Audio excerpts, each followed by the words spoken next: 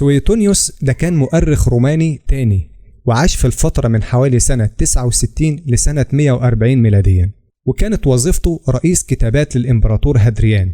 وظيفته دي سمحت له أنه يطلع على سجلات الدولة الرسمية. سويتونيوس كتب عن المسيحيين في كتابه المشهور حياة 12 قيصرا، وتحديدا في الجزء اللي بيتكلم عن الإمبراطور كلاوديوس بيقول كده إن كلاوديوس طرد اليهود من روما بسبب الاضطرابات اللي كانت بتحصل بينهم نتيجة لتحريض واحد اسمه كريستوس. معظم المؤرخين بيقولوا إن كلمة كريستوس اللي ذكرها سويتونيوس هي نفسها كلمة خريستوس اللي هي لقب المسيح باليونانية.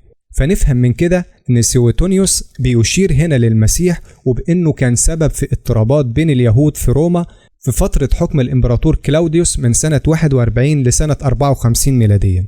وفي جزء تاني من كتاباته بيتكلم سويتونيوس عن الإمبراطور نيرون، وبيقول إنه عاقب المسيحيين اللي وصفهم بأنهم طائفة بتؤمن بعقيدة جديدة وضارة. الكلام ده بيتفق مع اللي قاله تاسيتوس عن اضطهاد نيرون للمسيحيين.